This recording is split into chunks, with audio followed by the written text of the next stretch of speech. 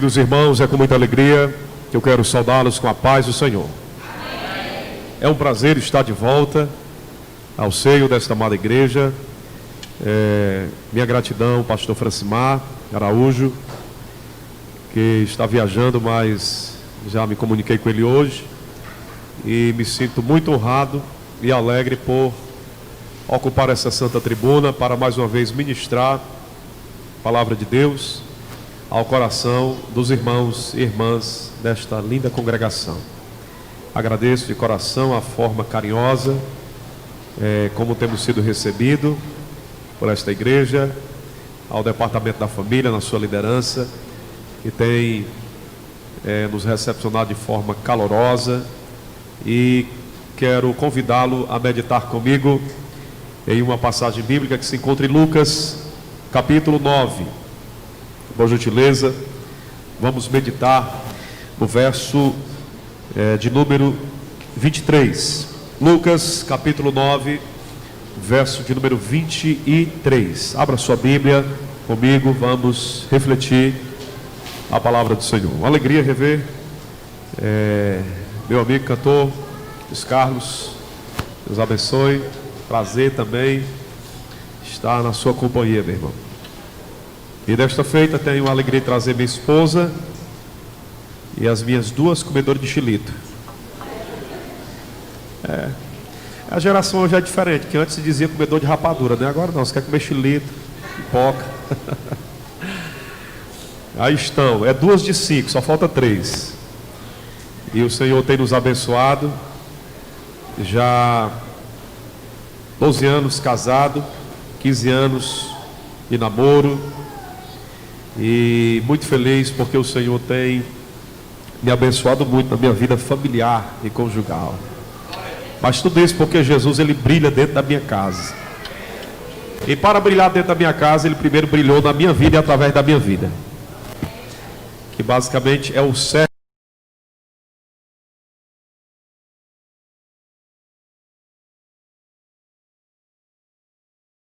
Dizia Jesus a todos: se alguém quer vir após mim, a si mesmo se negue, dia a dia tome a sua cruz e siga-me.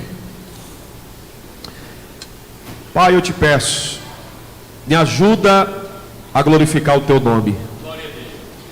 Me ensine como apresentar a Cristo como Ele é. Querido Espírito Santo, dirige os pensamentos, sentimentos, motivações e palavras que eu irei expressar diante desta congregação. Me ajude, Senhor, pois eu preciso demais da tua ajuda. Em nome de Jesus, amém. Por gentileza, tente não conversar. Vamos ouvir o que Deus tem a falar aos nossos corações. O tema da minha mensagem é cultivando o discipulado no lar. A gente fala muito sobre a importância do discipulado na igreja.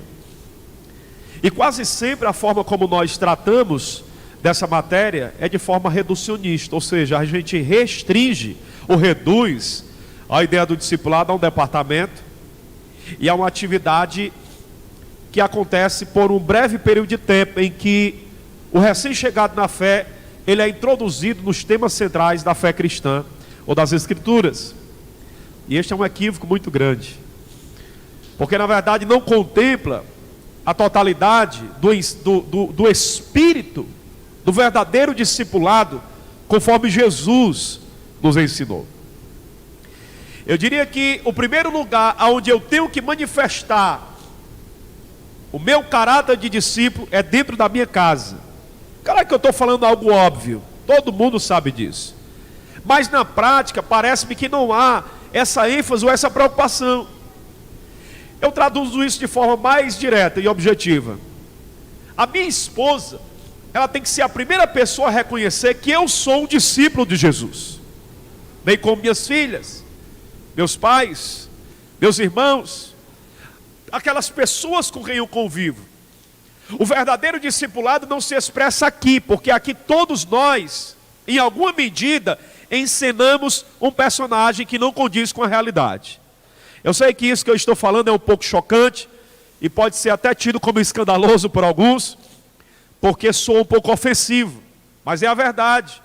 Aqui a gente se traja, a gente muda um pouco a forma de falar, a forma de se vestir, demonstra uma preocupação de se apresentar bem. Aqui nós não manifestamos aquilo que realmente nós somos em sua integralidade, porque a ética e a etiqueta social, ela nos impede disso. Todos nós somos preocupados com a impressão que a gente deixa, com a imagem que as pessoas vão carregar de nós. E por causa disso, a gente tende a encenar, em alguma medida, um personagem que não condiz com a nossa realidade. Isso é tão verdadeiro que é dentro de casa, que a gente despenteia o cabelo, tira as sandálias, joga às vezes a roupa para o lado, altera ou deixa a voz fluir como ela é. É dentro de casa que eu mostro se eu sou uma pessoa estressada ou mansa, se eu sou um homem impaciente ou intolerante. É dentro de casa que eu manifesto as minhas garras. É dentro da minha casa, para os meus pais, para meus irmãos, esposos e familiares, que eu revelo a minha verdadeira identidade. Porque não existe lá uma plateia para me aplaudir. Só existem pessoas com quem eu convivo diariamente, dias a fio. Não existe lá uma promoção se de repente eu me comportar muito bem. Raramente vai existir isso. O lar é um ambiente em que a gente tira a máscara e manifesta a nossa índole, nosso temperamento, nossas inclinações, nossas paixões. É lá que nós damos curso livre à nossa evolução ou à nossa vontade. É dentro da nossa casa que nós revelamos se nós somos discípulos de Jesus de verdade ou não. E eu queria tratar sobre esse tema muito importante em esse culto de família, porque o verdadeiro discipulado, reitero, ele tem que começar dentro do meu lar.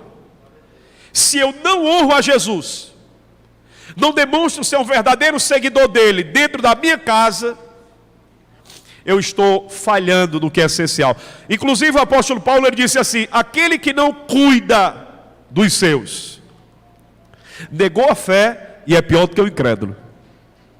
E em outra passagem ele vai dizer: como cuidarão da igreja do Deus vivo, ou do departamento, ou da obra de Deus, se não tem cuidado da sua própria família?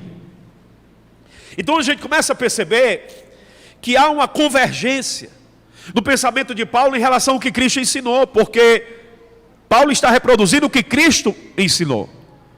E o cuidado que eu tenho com a igreja, ele tem que ser precedido pelo cuidado que eu tenho com a minha esposa.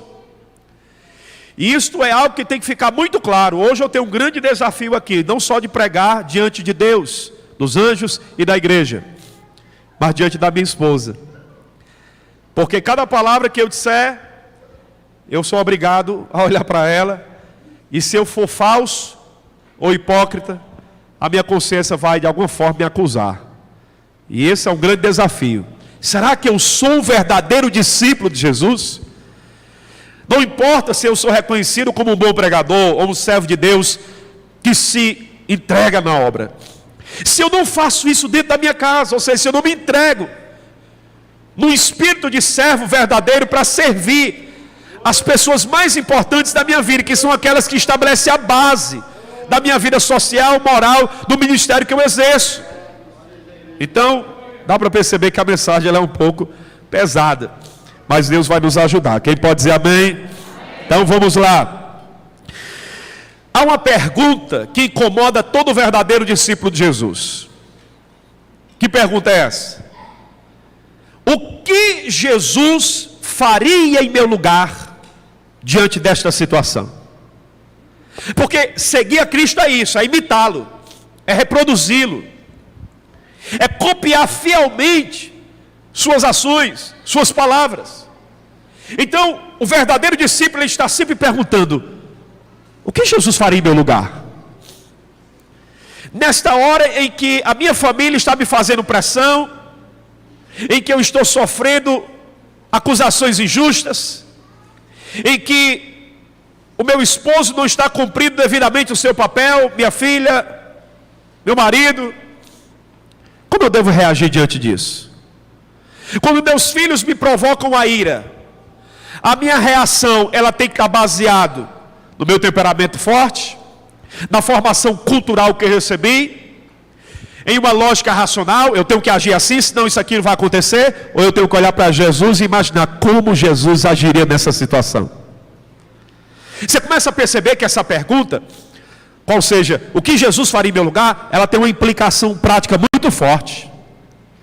Pense nisso todas as vezes que você estiver na sua casa. O que Jesus faria em meu lugar? Precisamos pensar sobre isso. E é a pergunta mais importante que todo discípulo faz assim. Aqui nesse texto nós temos pelo menos 3 prerrogativas ou 3 critérios que determinam o caráter do verdadeiro discípulo de Jesus. Primeiro, nós temos aqui o negar-se a si mesmo. Jesus diz claramente: se alguém quiser vir após mim, andar do meu lado, então primeiro aprenda a dizer não para si mesmo. Dizer não para si mesmo é o contrário do que a cultura nos ensina, porque a cultura majoritária, ela ensina a autoafirmação. A cultura, ela nos estimula a todo instante a provar o nosso valor. Numa era de tanta competição, não só no mercado, mas em todos os setores, nós somos tentados a estar sempre se autoafirmando, apresentando relatórios, autobiografia, para de alguma forma conquistar espaço. E isso é tão miserável, porque vai nos afastando da nossa verdadeira identidade em Cristo. E a nossa identidade em Cristo, ela é essencialmente uma autonegação, é morrer para si mesmo. É não fazer valer a própria razão, a maioria das vezes. Por exemplo, como é que esse princípio se aplica no meu casamento? Na minha relação com meus filhos, com minhas filhas? No seguinte: todas as vezes que eu quero agir com base na minha própria razão, força de vontade, natureza ou temperamento, e eu sei que aquilo vai ser danoso ao relacionamento, que aquilo vai contribuir para que o mal se potencialize, eu me lembro de Cristo. Jesus disse que eu tenho que negar a mim mesmo. A minha vontade é agir dessa forma, mas eu preciso aprender a dizer não para ela. E não importa o quanto aquilo fira o meu orgulho ou me deixe reprimido, mas eu preciso cultivar o princípio da autonegação. Não, Francélio, cale-se, esqueça, suporte, engula calado, sofra o dano. Paulo disse isso para os crentes de Corinto: irmãos, em vez de levar o outro para a justiça, sofra a injustiça, sofra o dano. Porque isso é ser discípulo de Jesus. Isso é pesado, mas é o que Cristo nos ensinou. O princípio de negar a si mesmo é tão radical que Jesus nos ordenou amar aos nossos inimigos. Meu irmão, como é que eu vou amar um inimigo? Uma pessoa que me odeia, uma pessoa que busca o meu mal, uma pessoa que está na surdina, tentando de todas as formas me colocar em descrédito.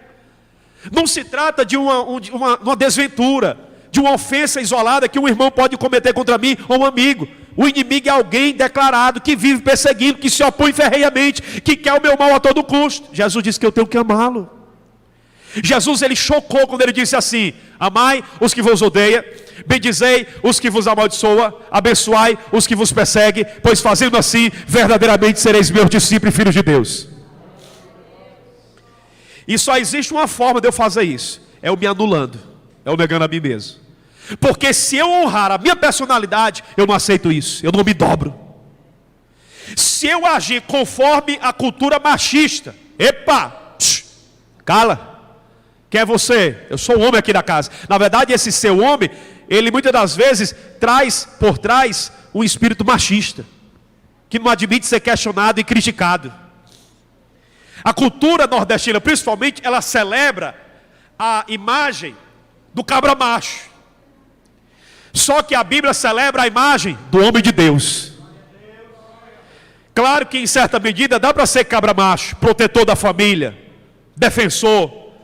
Mas eu não posso levar a rigor essa imagem, porque essa imagem ela carrega consigo um histórico de agressão, de opressão, de imposição.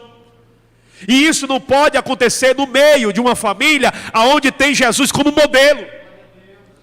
Então, antes de ser reconhecido como cabra macho, eu prefiro ser reconhecido como homem de Deus. Eu não quero que a minha esposa mais tarde, as minhas filhas, elas ao falarem de mim digam, meu marido, meu pai é cabra macho. Não, eu prefiro e espero muito que mais na frente, que eu ainda tenho muito a provar para elas, elas olhem e digam como a Sulamita disse para seu marido em relação a Eliseu: vejo que aquele é um santo homem de Deus. Ou ao contrário, ou então o marido diz à sua esposa: a minha esposa, não, ela não se envolve com isso, minha esposa é uma santa mulher de Deus. Não, meu filho, não, meu filho é um santo servo de Deus. Não, meus pais de jeito nenhum, meus pais são pessoas de Deus, é um homem de Deus, uma mulher de Deus. Não tem coisa mais linda do que isso. E eu cultivo isso. Eu estou conseguindo 100%? Não. Muitas das vezes eu ajo de forma contrária ao princípio da autonegação. Há momentos, graças a Deus, que não é predominante, que o que prevalece é a minha natureza carnal. Há dias que eu não quero permitir que a minha esposa me conteste. Há dias que eu não quero tolerar as fraquezas das minhas filhas, que mesmo tão novas, já manifesta preguiça, teimosia, já altera a voz, já quer muitas das vezes resistir à minha vontade, às regras. Quem é pai sabe, nessa idade já começa a manifestar as garras do pecador. Sim, as garras do pecador, porque a Bíblia não trabalha com a teoria da inocência infantil. Isso é um conceito psicológico. A Bíblia mostra que é pecador desde que nasce. Só não tem consciência moral total, amadurecimento psicológico, mas já tem capacidade de errar. Já mente, já manifesta preguiça. E isso às vezes me ira, me provoca. E eu quero reagir conforme essa natureza. Por quê? Porque infelizmente ainda estou nesse corpo, sujeito às paixões do pecado, à sedução do mundo, à influência do diabo. Mas sempre que eu me lembro de Jesus, manso e humilde de coração, sempre que eu me lembro de Jesus e a forma carinhosa como ele tratava as crianças, sempre que eu me lembro de Jesus, solidário, compassivo, bondoso, benigno, longânimo, misericordioso, sempre que eu me lembro de Jesus, preocupado em suprir os necessitados, em curar os enfermos, em valorizar as mulheres, em estender a mão caído, em socorrer os pobres, em abraçar um peregrino, em restabelecer um desvalido, sempre que eu me lembro desse perfil, eu me sinto incomodado. Porque o maior propósito da fé cristã é nos fazer discípulos dele, e ser discípulo é se negar. Então tem dias que você vai ter que olhar para o espelho e dizer assim: não. Você está dizendo não para si mesmo, por amor a Jesus. Eu sei que você tem muitas das vezes razões para continuar brigando, mas se as suas razões, embora justas e verdadeiras, elas estão piorando a sua relação, pelo amor de Deus, sacrifique. Você sabia que Deus, ele não te trata segundo os seus pecados? Se Deus ele for seguir à risca a nossa vida e nos punir todas as vezes que nós erramos, meu irmão, não tem que aguente. Por isso que o Salmo 103 diz que Deus conhece a nossa estrutura, lembra que nós somos pó e não nos trata segundo as nossas fraquezas. Antes tem prazer em ser compassivo, misericordioso. A sua ira dura só um momento, mas a sua misericórdia, ela não tem fim. Então ser discípulo de Jesus é imitá-lo. E a primeira coisa que Jesus teve que fazer para vir a este mundo, morrer em nosso lugar e nos trazer salvação, foi negar a si mesmo. Por isso que o apóstolo Paulo em Filipenses capítulo 2, verso de número 5, ele diz: de sorte que haja em vós o mesmo sentimento que houve em Cristo Jesus, que mesmo sendo Deus, não teve por usurpação ser igual a Deus, antes esvaziou-se, humilhou-se, abriu mão do trono, da glória. Ele se reduziu a uma condição de servo. Querido, para fazer isso você tem que se negar, você tem que abrir mão da sua posição. E quer que eu diga uma coisa? Muitas das vezes eu preciso provisoriamente abrir mão da minha posição, só para manter a paz dentro do meu lar. Muitas das vezes eu preciso ir contra os meus princípios. Não estou falando de aceitar o que é errado, mas são princípios particulares que eu tenho, que às vezes eu sacrifico, porque eu penso em algo maior, a harmonia familiar. E não tem coisa melhor do que isso. Eu sei que assim como eu, você muitas das vezes precisa engolir sapo, calado, seco, como quem engole comprimido, sem mastigar. E você fica ali, Jesus me segura. Pois é, Jesus te ajuda a segurar. Fique quieto e calado. Não potencialize a guerra. Não abra mais brecha para o diabo trabalhar. Fique na sua, na vigilância e na oração. Seja um discípulo de Jesus. Então, negar a si mesmo, na prática, dentro do contexto familiar, significa lutar contra a própria natureza. Se a minha esposa ou filhas não cumprem o papel delas, isso não quer dizer que eu não deva cumprir o meu. Porque tem gente que diz assim, já que não está fazendo a sua parte, também não faça a minha. Você está se vingando. Você está retribuindo o mal com o mal. Você está se autoafirmando. Você está deixando que prevaleça a razão. Você não está agindo conforme a palavra. O verdadeiro discípulo que se nega, ele diz assim, eu vou fazer isso, ainda que seja contra a minha vontade. Eu vou fazer porque é o certo. Eu vou fazer isso, ainda que o outro não esteja fazendo a parte dele, porque o que eu faço é para a glória de Cristo na minha vida. Deixa eu pegar só um exemplo. Lá em Efésios no capítulo 6, o apóstolo Paulo disse assim, olha, lá nos versos 5, 6 por ali. Sirva ao seu patrão, mesmo que ele seja perverso, cruel, como se você estivesse servindo ao próprio Jesus. Pois se você fizer isso, você receberá galardão. Sirva não como que para agradar a vista, mas com temor diante de Deus. Ora, Paulo está aqui colocando que a minha ação, ela deve ser motivada por um desejo de honrar a Deus, que me deu um emprego, a capacidade de trabalhar, que está suprindo a minha necessidade através daquele trabalho. O meu patrão, muitas das vezes, ele é injusto, ele é cruel, ele é opressor, ele é perverso, mas não quer dizer que eu tenho que ser com ele. E dentro do lado não é muito diferente. De tempos em tempos, o diabo, ele usa pessoas de dentro da nossa casa, como usou Pedro, para repreender Jesus. Isso não quer dizer que a pessoa não seja de Deus, mas se a gente vacilar, o diabo nos usa mesmo. E é nessa hora que eu tenho que atentar para a minha condição de discípulo. Eu sou um discípulo de Jesus, eu tenho que negar a mim mesmo. Eu tenho que abrir mão da minha razão agora. Eu tenho que sacrificar a minha vontade para preservar a estrutura familiar. Porque a nossa cultura, ela está nos ensinando a ser intolerantes.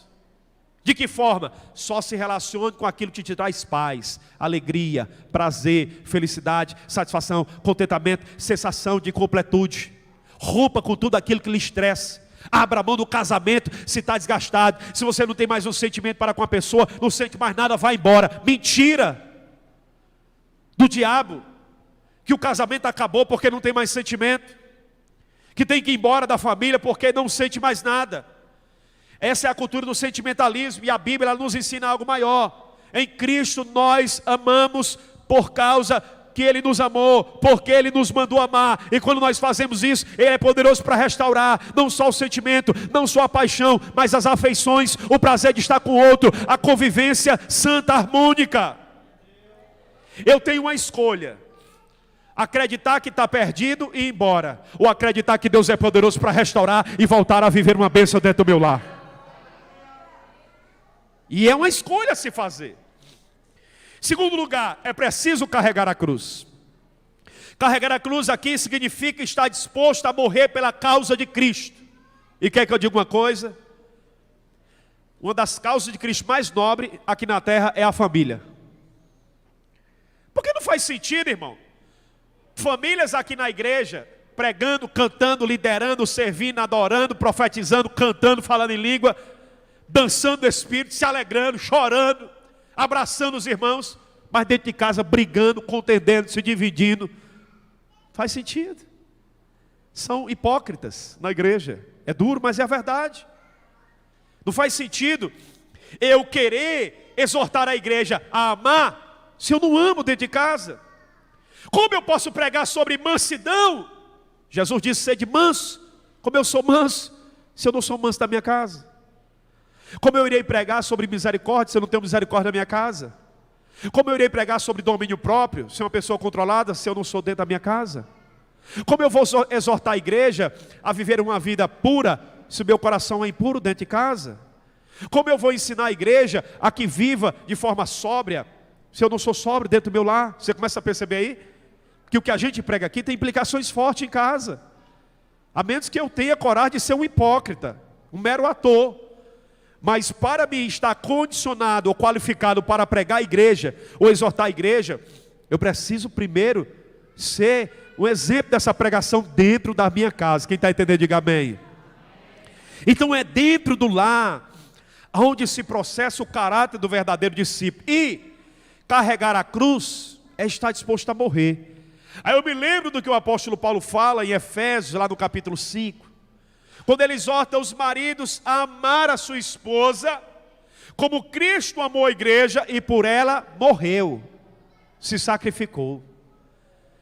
E aí é muito comum você ouvir pessoas dizendo assim: eu não vou morrer e me acabar por causa do meu casamento, de jeito nenhum, eu tenho uma vida só, eu vou embora. Mas Jesus diz que nós temos que estar dispostos a morrer uns pelos outros. Ora, se o apóstolo Paulo, se Deus disse que nós temos que amar o irmão a tal ponto de doar a vida por ele, se for preciso, imagina pela família. Isso é simples. Isso aqui é uma lógica inerente. É a conclusão mais óbvia. Se a Bíblia diz que eu tenho que amar a você, meu irmão em Cristo, a tal ponto de morrer por você, se for preciso, imagina minha família. Então não existe sacrifício demasiadamente grande para preservar a estrutura familiar. E eu faço uma pergunta: que tipo de sacrifício nós estamos fazendo para honrar a nossa casa? Eu sei que você deve estar pensando: mas só eu me sacrificar? Não, todos. Mas quando todos não querem se sacrificar, que você não saia do batente, que você continue no fronte de batalha, se sacrificando, honrando, servindo, amando, cuidando, respeitando, abençoando, orando, sendo fiel, sendo uma pessoa boa. Continue plantando bem, no tempo certo você vai colher bons frutos. Cedo ou tarde, a nossa ação de bondade, de fazer o bem, de agir como cristãos, como discípulos de Jesus, vai minar a fortaleza que o diabo levantou no coração do cônjuge, do filho, do pai, da mãe, do irmão, etc. Mas carregar a cruz não significa, como alguns entendem, suportar a esposa, a sogra, o filho, a mãe. É a minha cruz. Está errado essa aplicação. Carregar a cruz literalmente significa estar disposto a morrer pela causa de Cristo. E eu volto à palavra: está no centro da causa de Cristo a família. Aliás, deixa eu explorar um pouquinho agora o aspecto familiar da vida de Cristo, já que ser discípulo é imitar Jesus, então vamos ver se a gente imita Ele. É bem verdade que a Bíblia ela não nos traz muitos dados sobre a vida familiar de Jesus. Isso é fato. E nem vou recorrer a fontes extra-bíblicas para tentar aqui construir uma narrativa. Vamos apenas para o que a Bíblia mostra. E daí fazer algumas conclusões. A Bíblia Sagrada diz que Jesus em tudo ele era sujeito a seus pais. Em tudo. E aí uma mensagem muito forte para os filhos. Será que você é em tudo sujeito, submisso a seus pais? Em Efésios capítulo 6, verso 1 diz: honra e obedece teu pai e tua mãe, para que tenha longo dia de vida na terra e vivas bem. Noutra tradição diz: honre seu pai e sua mãe, se você quiser viver muito e uma vida feliz. Qual é a conclusão contrária? Se eu não honro meu pai e minha mãe, e não obedeço a eles, meus dias de vida são encurtados e são tristes, arruinados. Algum dia eu li uma frase de uma autora, muito simples, na verdade uma colocação. Ela disse: a coisa mais importante a se fazer na condição de filhos é jamais falar do pai e da mãe, jamais falar mal do pai e da mãe, porque não tem nada mais desonroso do que você depreciar, difamar, destratar aquela que te amamentou, aquele que encarou o frio, o sol e as dificuldades da vida para trazer o alimento, para construir uma casa, para te dar roupa, para te proteger. Jamais fale mal dos seus pais, não importa o quanto eles tenham sido omissos ou negligentes. Jamais fale mal de ninguém, mas especialmente dos seus pais, porque Deus honra quem honra pai e mãe. Não importa o quanto você muitas das vezes se sinta traumatizado, seja discípulo de Jesus, honre seu pai e sua mãe.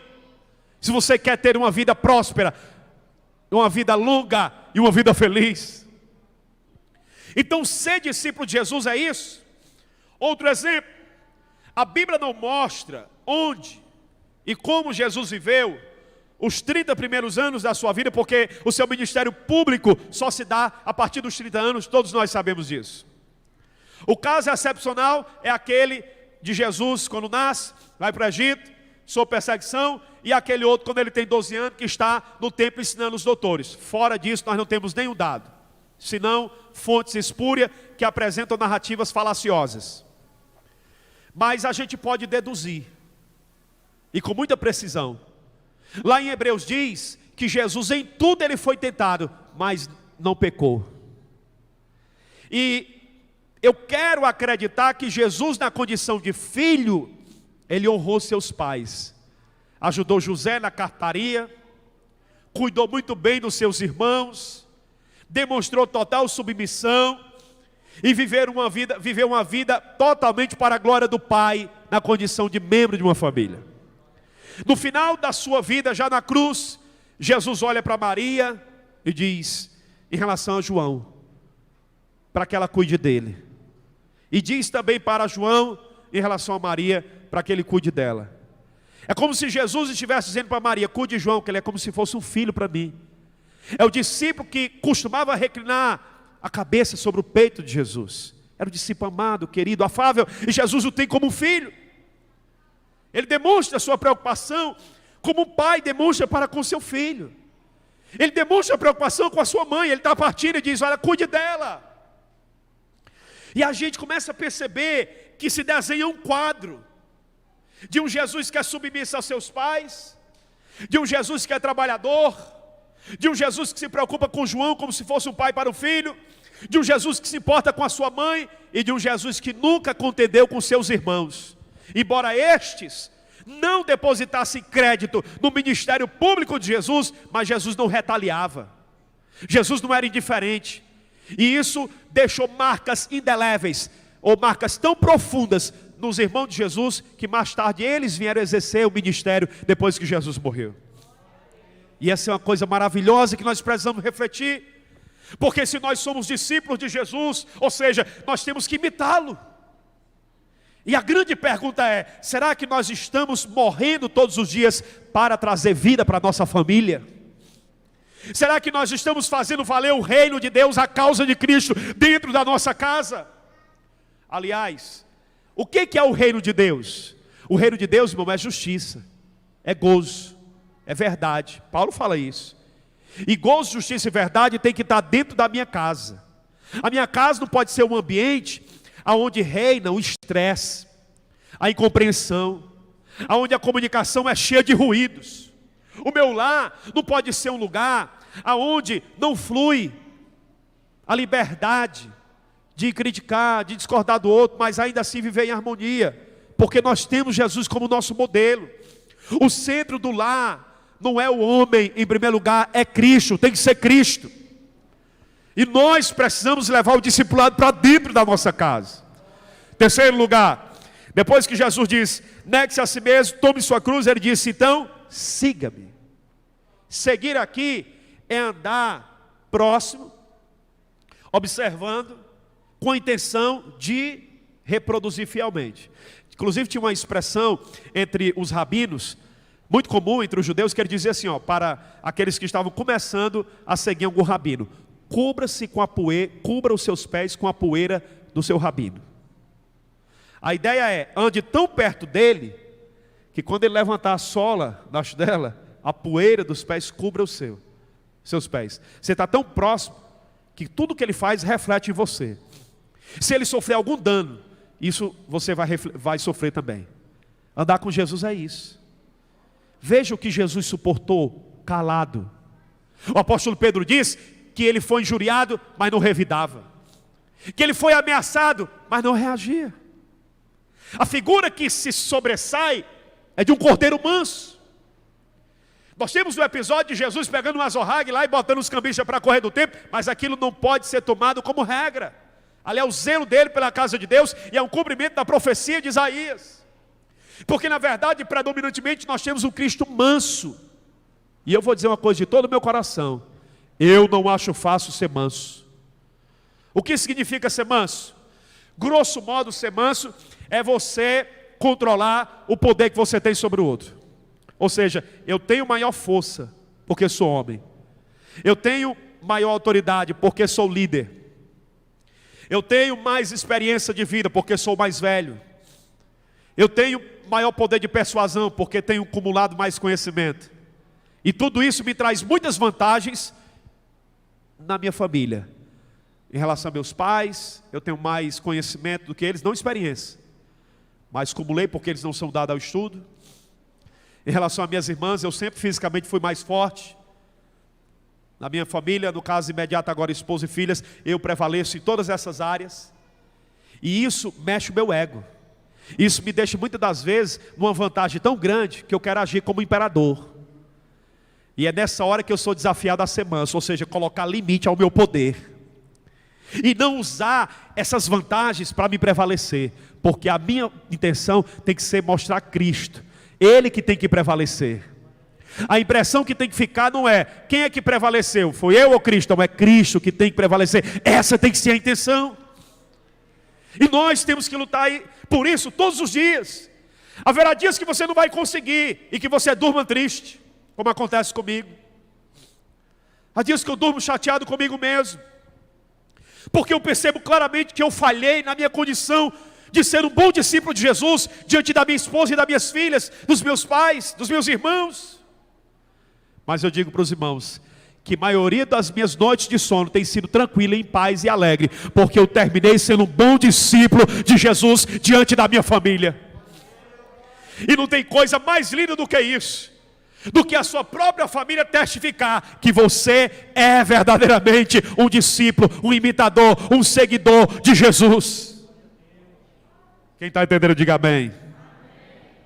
Então, ser discípulo de Jesus dentro do lar é um desafio redobrado, porque lá, como eu falei no começo da mensagem, já estou terminando para não alongar tanto, dentro do lar é onde eu manifesto quem realmente eu sou, e é lá que não terei nenhuma recompensa se eu agir corretamente. Tem que agir por agir, ponto. Vamos olhar para Jesus. Pense seriamente. Jesus, ele está sendo honrado na sua atitude, porque não adianta na igreja esbravejar glória a Deus, aleluia, se Cristo não é glorificado dentro do meu lar.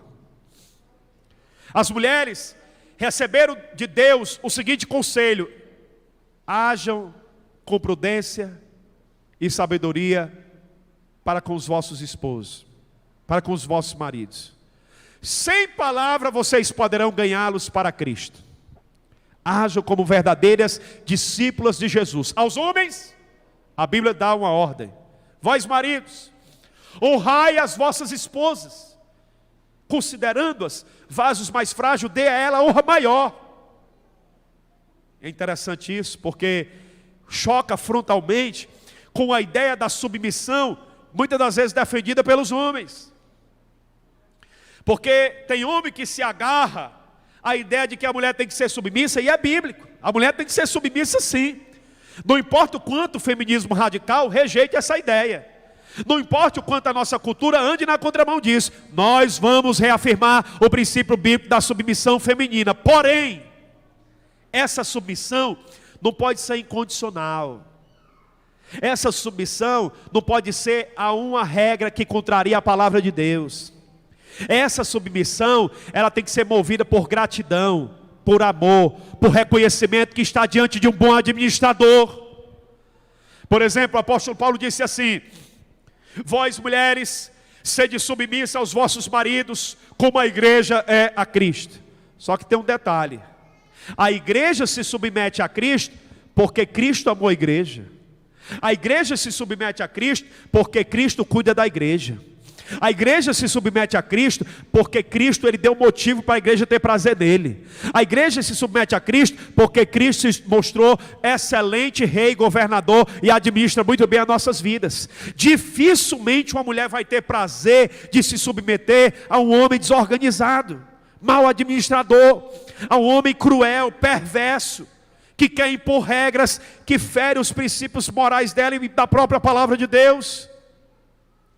Então, há uma responsabilidade, por assim dizer, maior sobre os lombos do homem, muitas das vezes, do que sobre da mulher.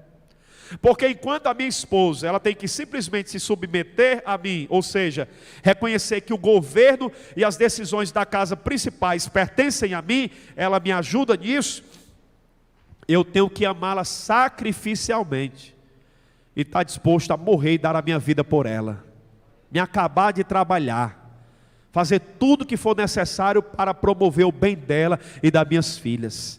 Sabe qual é a implicação disso? As minhas filhas, elas se tornarão discípulas de Jesus, provavelmente sem ter que ouvir muitas palavras. Elas verão que eu sou um discípulo de Jesus. E elas serão muito mais impactadas com o que vê do que com aquilo que vai ouvir. Aliás, o que realmente marca a vida das pessoas não são as palavras, é a forma como a gente vive. Observe que a gente admira as pessoas, não é pelo amplo conhecimento que elas têm, a gente até admira. Mas quando a gente vê uma pessoa altamente piedosa, uma pessoa mansa, humilde, pronto, nos conquista. Eu conheço muita gente que não tem conhecimentos diversos. São pessoas limitadas em termos culturais, que têm um vocabulário pobre, mas são pessoas tão virtuosas, tão simples. São pessoas tão humildes, são pessoas que exalam a graça de Deus, que eu prefiro 1000 vezes estar com essas pessoas do que com uma pessoa que tem um conhecimento enciclopédico. É preferível 1000 vezes estar convivendo com uma pessoa que tem virtudes no caráter, do que com uma pessoa que tem argumentos e uma intelectualidade afiada. Porque ser discípulo de Jesus essencialmente é ser, não é falar.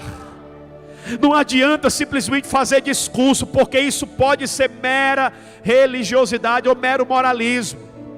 Não adianta simplesmente dizer faça isso, faça aquilo. Não, nós temos que fazer. Como é que eu posso exigir que as minhas filhas aprendam a pedir perdão se eu não peço perdão a elas? Como eu posso pedir à minha esposa que reconheça que errou, se todas as vezes que ela aponta um erro meu, eu apresento alguma desculpa, alguma justificativa?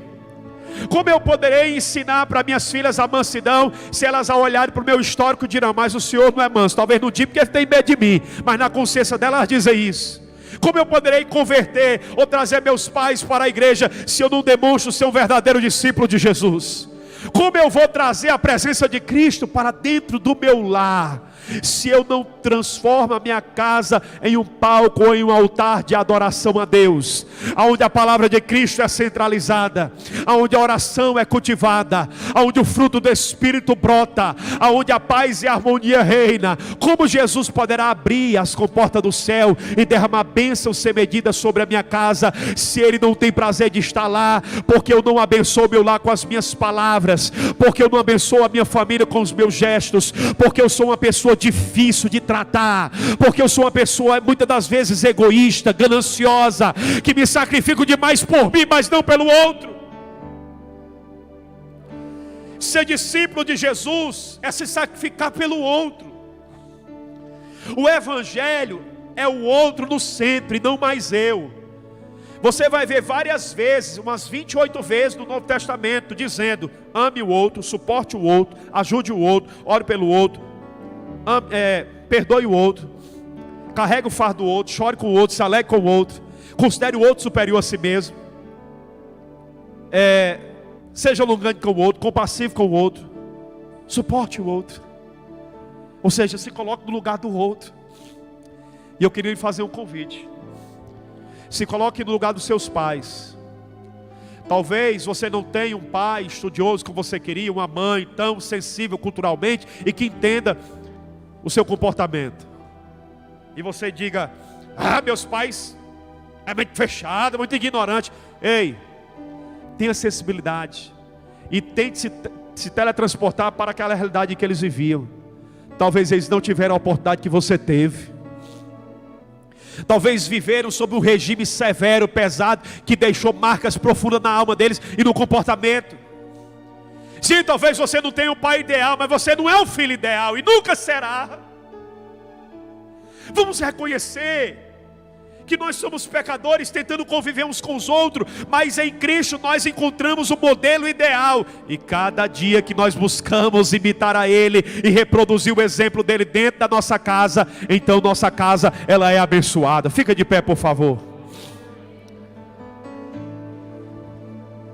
Olhe para cá, querido.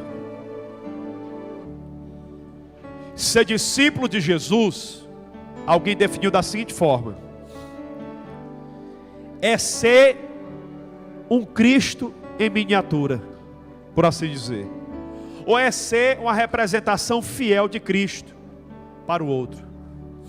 E aí, antes de fazer uma oração, eu faço uma pergunta. Quem está ouvindo, diga amém.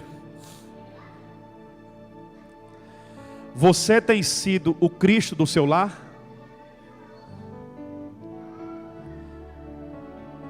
Os seus pais reconhecem Cristo na sua vida? Se a sua mãe for consultada pelo pastor antes de você receber um cargo ou uma oportunidade para falar diante da igreja, e lá for perguntado se você é um verdadeiro discípulo de Jesus, você tem paz na sua alma? Você, meu irmão, com todo respeito, tem sido Cristo dentro do seu lar? Será que a sua esposa pode com muita alegria e honra dizer: meu marido é um exemplo de Cristo para mim, eu me sinto constrangida muitas das vezes diante dele?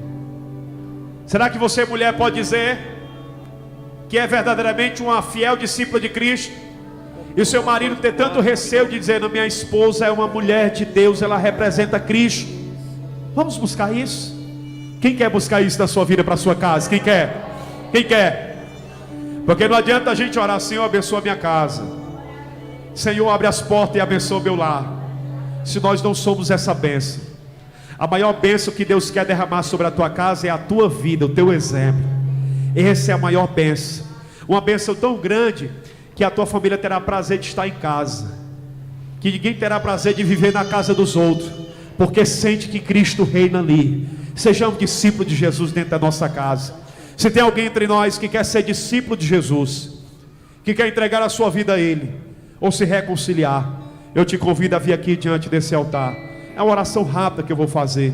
Eu quero ministrar sobre a tua vida o perdão e a bênção do Senhor. Se tem alguém entre nós e quer sair daqui hoje para viver uma revolução dentro do seu lar, eu lhe faço o convite: venha ser um discípulo de Jesus. Sejamos discípulos de Jesus. Por favor, feche os seus olhos. Permita-me fazer uma oração com vocês. Pai, nós queremos reconhecer o quanto somos impotentes diante dessa mensagem. Sim, Deus, a nossa condição humana, natural, ela é tão frágil e fraca, que nos sentimos aquém e incapazes de colocar em prática tudo isso que o Senhor nos ensinou. A nossa natureza pecadora, muitas das vezes ela prevalece. Somos teimosos, mas que isso comece a mudar, porque o Senhor não exigirá algo sem que antes nos dê a capacidade de cumprir a exigência. Jesus, venha conosco, nos ensina a sermos servos. Um servo não é só a mulher que serve dentro de casa, é o marido, é os filhos. Não, ninguém tem empregado dentro de casa, todo mundo serve. Quem é discípulo de Jesus serve. Quem é discípulo de Jesus baixa de nível, se preciso for. Quem é discípulo de Jesus se humilha. Quem é discípulo de Jesus aprende a esmurrar o corpo e reduzi-lo à servidão e se sacrifica pelo outro. Quem é discípulo de Jesus está preocupado em ver o bem do outro. Representa Cristo fielmente, é imitador de Deus como filho amado. Pai, me ajude, para que eu seja um esposo que imita Cristo, um filho, um pai. Senhor, que esta mensagem ela não fique presa nesse tempo, que ela vá em cada coração, que ela incomode cada pessoa, que cada filho saia daqui entendendo que não é simplesmente ser crente, cristão, evangélico, protestante, é ser discípulo de Jesus. Que aqueles que honram a tua igreja, primeiro honre a sua casa, porque não quero ser simpático com os irmãos e abraçá-los, se eu não sou simpático com a minha própria esposa e não abraço meus próprios filhos. Jesus, eu quero ser canal de bênçãos para minha casa, e para isso eu preciso da tua ajuda, e os meus irmãos também. Eles levantaram a mão dizendo que querem ser teus discípulos dentro do lar, que eles querem cumprir o verdadeiro discipulado, de negar a si mesmo, de carregar a cruz, de seguir a Jesus, de se sacrificar, de imitar a ti, de representar o teu perfil, e que isso possa acontecer de forma mais intensa. Espírito Santo nos habilita para que dentro da nossa casa reine Cristo em todos os cantos, que Jesus seja glorificado não só com o culto ou devocional, mas os nossos gestos, pensamentos, palavras e atitudes e ações, que aquilo que nós possamos colocar diante dos nossos olhos mostre que nós honramos a Cristo como nosso mestre. Pai, em um ato simbólico, eu estendo as minhas mãos para a igreja e ministro sobre ela a tua bênção, que eles possam sair daqui animados, encorajados, para ser o verdadeiro discípulo dentro das suas casas. Em nome de Jesus, em nome de